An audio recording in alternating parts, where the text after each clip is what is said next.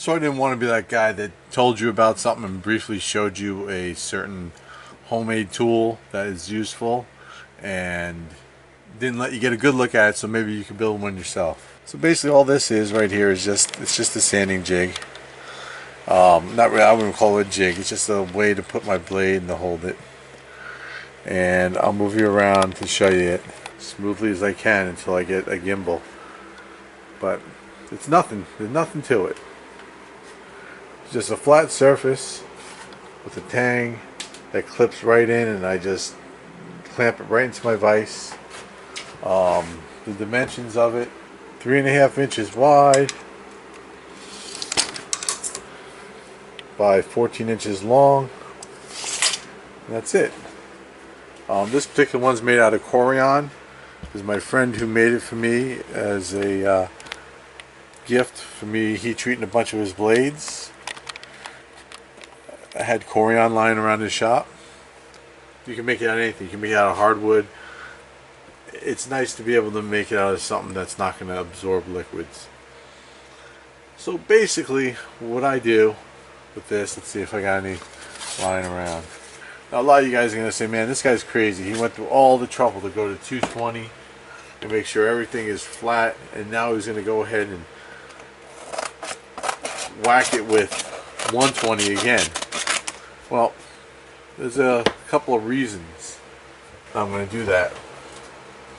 So what I do is I just basically put this on here like so, and I'll tape it down. And I'll tape it down on both ends.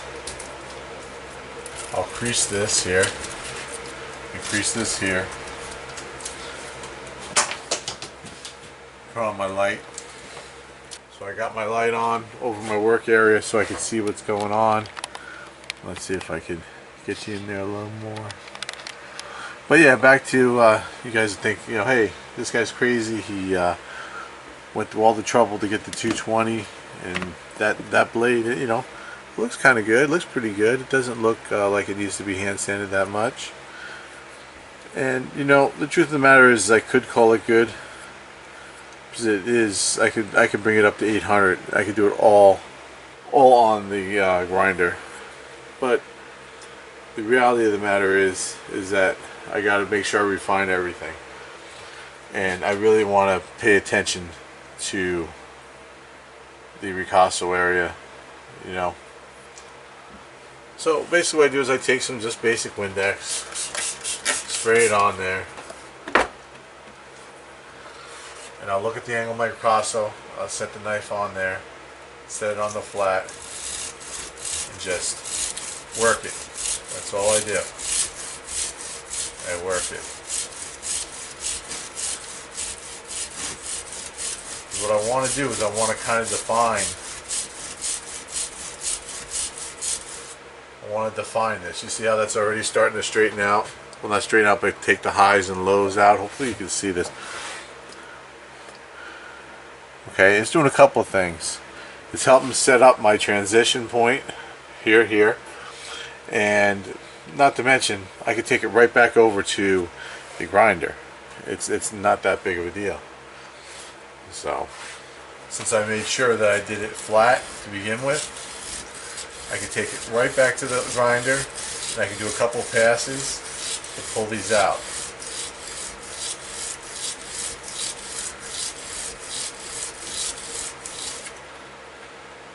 Okay, that's starting to look good. It's going to take a little bit of work. Not that much though, really. I mean, when I first started, I'd hand sand literally for 2 hours, 3 hours on a little blade. Hand sanding is, it's one of those things that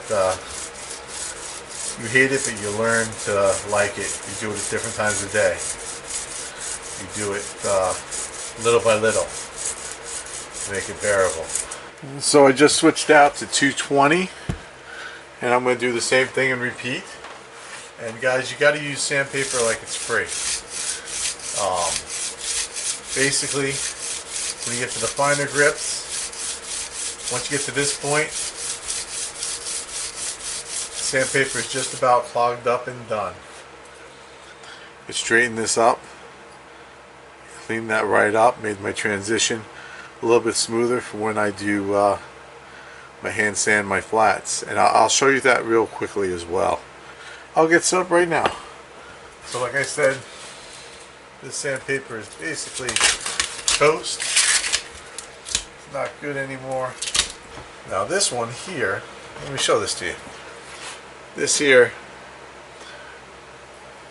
is just another sanding fixture that my buddy made me. Goes right in the vise. Alright guys, so my memory card filled up on the last one. Basically I go to my local lumberyard and I get a bunch of Formica samples. They're good thickness for shims. That's what I use. You don't have to use these, you can use anything. And what I do is I'll stick them right under. What that does is it keeps it from moving when I'm pushing down on it. A little tool that I make for sanding is just one of these. I made it way back out of a scrap piece of G10 multicolor that I didn't like. Put a little groove on it, and that's to hold my sandpaper. What I do is I cut my sandpaper into strips. Again, I'm going to start with 120. So I cut my sandpaper, put it on, loop it around, wrap it straight. I use my thumbs in the back here, see if I can get to push on it, and I pull with this to keep it straight. The reason I have this point here, this tapered edge, is so I can get into that ricasso area. So I'm going to try to get you over what I'm doing to see if I get you a better angle. What I do here is, again, I take the Windex and I'll start and I'll just hit the surface and I'll just go with it. And I'm just staying on the angle of my flats here. There's no hard fast rule. Like I said, watch Nick Wheeler's video. So I'm not doing my blending yet, so I don't come over up to the top there. So you want to go, and the idea is you got to take out all the scratches that were created before, because they'll rear their ugly head when you etch them, or if you're going to go for a mirror polish. I like just to take a tissue or a paper towel and just wipe and see, and I can see that there's a lot of scratches showing through here. So I got some work to do. Now this is a hardened blade, so it's going to be a little bit harder than doing it on, you know, just unhardened steel, but you wouldn't be doing this on unhardened steel anyway unless you were just practicing. So it just takes a little time. And you can go different ways with it because they'll help blend the scratches. I just tear it off, throw it to the side, reload it. Generally, rule of thumb for me is I'll use one cut strip per side of each grit to get where I need to be. That's what it seems like it's been lately. I'm just about there. I got a couple of scratches, but I'll get those out. I'm not going to make you watch them. Watch me do it. And the reason I do the flats last is because I can see if I accidentally hit my blade and created a new scratch, and I can take it out. Sometimes the flats take a little bit of work to get going, but you guys get the idea. So I go, I'll switch grits. I'll go 220, then I'll go 220 to 400. The thing is you got to make sure and be willing to take the time. You should have 120 scratches in it when you're done, and then the 220 scratches go, and the 220 scratches take out the 120 scratches. Then by the time you get to 400, you'll see if you missed any, and then you'll have to drop back down. So that's why I'm saying it's better just to take your time and just keep going with it, and keep going with it. And you got to be patient, and you got to be kind of meticulous about it.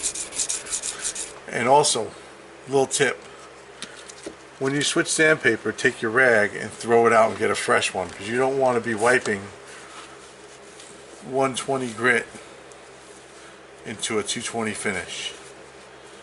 So I'm going to keep working on this, and when you see me, I'll have both sides done, and I'll be ready to go into etch, and I'll go over that pretty quickly too.